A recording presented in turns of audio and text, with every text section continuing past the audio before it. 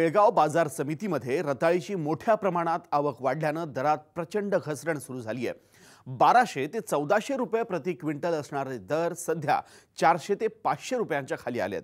त्यामुळे हवालदिल झालेल्या सीमा भागातील शेतकऱ्यांनी रताळीला किमान 1000 रुपये दर मिळावा अशी मागणी कर्नाटक सरकारकडे केली आहे। महाराष्ट्र कर्नाटक सीमा भागात रताळी हे कंदवर्गीय पीक मोठ्या प्रमाणात घेतलं जातं। बेळगाव, खानापूर, हुक्केरीसह महाराष्ट्रातील चंदगड भागात याची लागवड केली जाते। सध्या रताळीच्या काढणीचा हंगाम जोरात सुरू असल्यानं बेळगाव बाजार समितीत याची मोठी आवक सुरू झाली आहे। परिणामी आवक वाढल्याचा फायदा उठवत व्यापाऱ्यांनी दर पाडण्यास सुरुवात केली आहे। त्यामुळे कर्नाटक सरकारनं योग्य हमीभाव देण्याची मागणी शेतकरी करू लागलेत।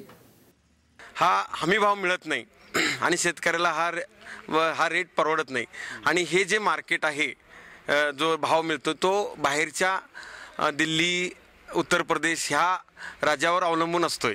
तर स्थानिक हा भाव इथं ठरलेला नसतोय। खर्च सगळं पाहता याला हा रेट दर परवडण्यासारखाच नाहीये। इतर पिकांच्या तुलनेत रताळीचा उत्पादन खर्च कमी असला तरी जंगली प्राण्यांकडून मोठ्या प्रमाणात नुकसान होतं।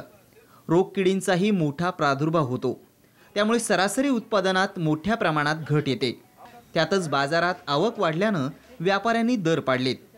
त्यामुळे इतर वेळी 1500 रुपयांपर्यंत सुद्धा दर मिळाला तरी होणाऱ्या नुकसानीचा विचार करता रताळ पीक परवडेनासं झाल्याचं शेतकऱ्यांचं म्हणणं आहे।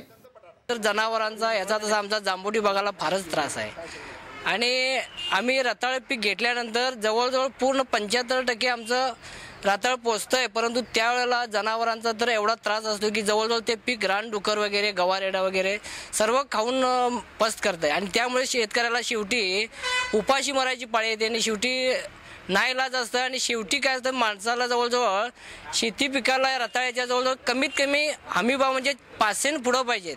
60% पीक खराब होत आहे कारण का हवामान किंवा याच्यामुळे ढगाळ हवामानामुळे पीक कमीत कमी त्याच्या या रताळ्यामध्ये स्वीट असल्यामुळे त्याच्यामध्ये किडीचं प्रमाण जास्त असतंय।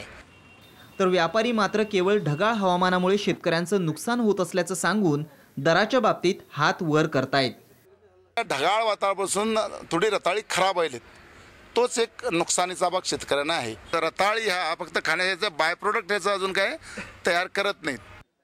व्यापारी वर्गाकडून होणाऱ्या लुटीचा फटका सीमा भागातील शेतकऱ्यांना देखील बसू लागलाय। त्यामुळे कर्नाटक सरकारनं शेतकऱ्यांना किमान हमीभाव देण्याची मागणी सीमा भागातील शेतकरी वर्गाकडून जोर धरू लागली आहे। राजेंद्र हंकारी, साम टीव्ही, बेळगाव।